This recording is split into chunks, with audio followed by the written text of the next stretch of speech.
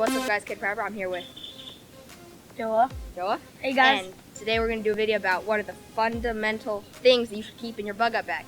And some of the stuff in this video, most of the stuff in this video is just our opinion. So it doesn't mean you have to follow the exact thing that we say. What we're saying is from watching like lots of survival videos and what other people keep in their bug out bags. So we're going to say what are the things that you should have, no matter what's your opinion, and then what other things are kind of just like, you can have it if you want.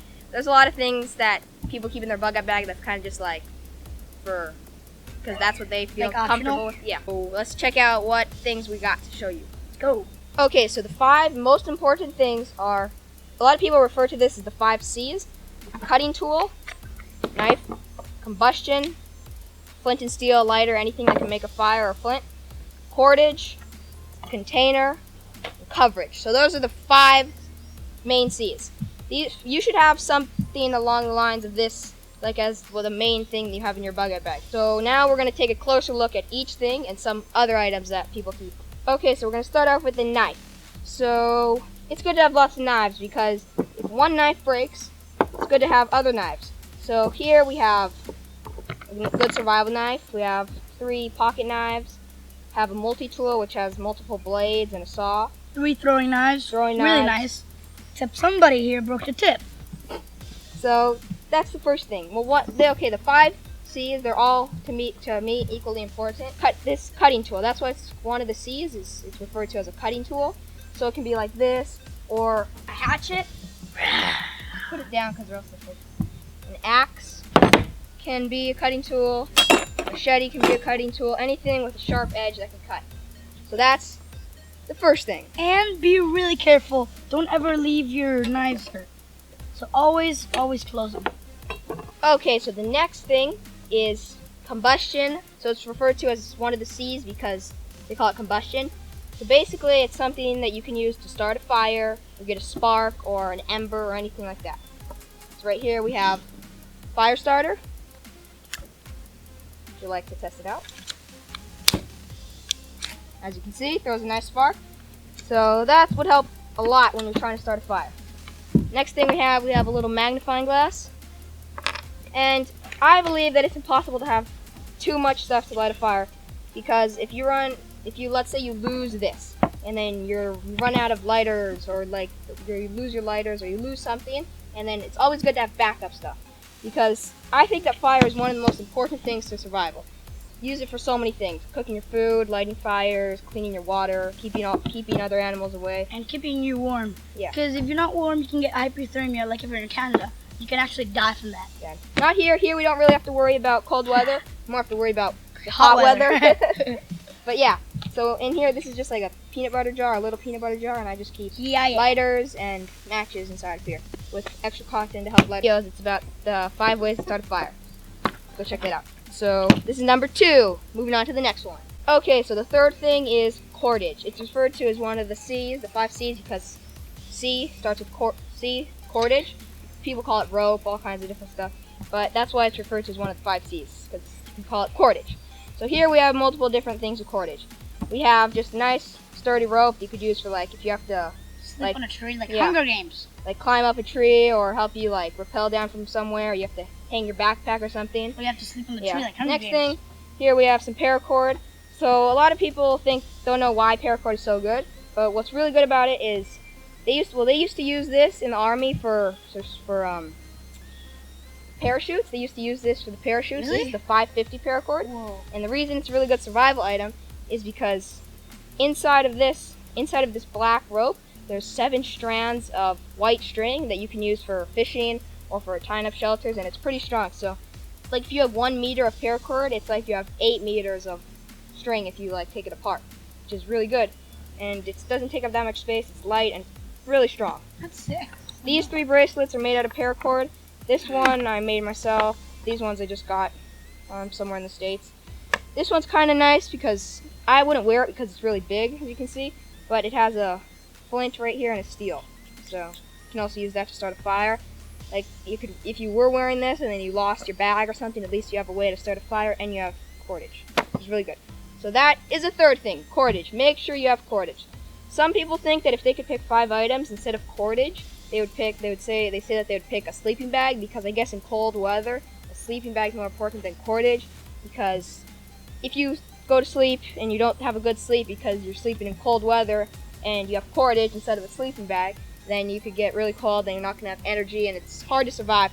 But we're here and it's not cold weather, so As you can cordage, see, we're not all a sleeping bag. sweating. Yeah, we're like dripping in sweat. Okay, the fourth thing is container, or something to boil your water, cook your food. So here we have 2 stainless steel containers that you could use for boiling your water. They stay cold for a long time, so they're really good.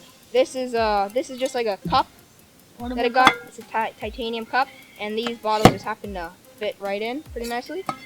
Okay, these things you couldn't use to boil your water, but if I needed to, and I was like collecting, like I found like somewhere where there was like some fruits or berries or whatever it is, you could take the stuff out of inside and like collect food in here. Collect, like if you find some kind of like plant that you can eat that's edible, has something edible, you can use these jars for that. Take this stuff out. So that's container. There's tons of different kinds of containers. There's military canteens, all kinds of different containers for boiling your water, all kinds of different bottles. These are just the ones that we have to show you guys today. So that's number 4, container. And C, starts with C, so that's why it's one of the C's, container. And the last one, number 5, is coverage. So there's tons of different kinds of coverage. The only ones that I have here today to show you is I have a waterproof jacket, or like a rain jacket, that you could use to like kind of like make a little shelter, or you wear it to keep yourself dry, and you can put it over your bug out bag or your backpack, keep your bag dry. Hear those howlers? They sound like 100 million pound gorillas, but they're actually just like little teeny monkeys. And this, for the weather here, if you're a little bit cold, you could just use that. Yeah. Because it's like not that cold. Yeah. And here I just have a little tarp inside of this bag to keep it nice and compact. So other kinds of coverage, you can have a tent, you could have like bigger tarps, yeah, sleeping bag. It's good to have something that's pretty waterproof, that water can't get through, so you could set that up as your shelter and then be underneath it so you're not getting soaking. So those are the 5 most important. Now we're going to show you guys some other things that are like kind of like luxury items, but it's a lot easier and funner to survive with these other items. And they're okay. So one of the luxury items, which helps a lot for at night, is kind of flashlight or something to give you light. So here are just 2 flashlights. They give off pretty good light. It's daytime, so you probably can't see that very good, but anyways. And 2 glow-in-the-dark sticks. You can have as many glow-in-the-dark sticks as you want, and many flashlights. It just is a lot easier to do stuff at night, like if you're... Dude, you have to crack it. Whatever. And just to, like, it helps a lot because... Whoa, that was scary. That's my dog. Because, yeah, at night, if you have a flashlight, you don't have to have, like, a stick lit on fire carrying around the whole time. Like, you wake up in the middle of the night, you just turn your flashlight on, like, oh, what's that? It's like a big bear, but whatever, you just have your flashlight. So these are kind of just, like, things that a lot of people keep in their bug-out bag, but it kind of just helps and makes it easier to survive. And at least the last thing you see is light, not just a bear. Another luxury item, but could save your life, is just a first aid kit. This isn't one of those really awesome first aid kits, but it does have some bandages and some stuff to wrap yourself up. I put a pack of Q-tips because there was space. Tweezers, nail clippers to get thorns out of your toes or your fingers, whatever. Has some gauze in case you get a cut. Like if you get a really major cut, this isn't going to do it, but at least you could like stop like little cuts from getting infected and stuff. Neosporin, stuff like that to clean your hands and stuff in case you get a burn. Another luxury item. But I suggest having this in your bug-out bag.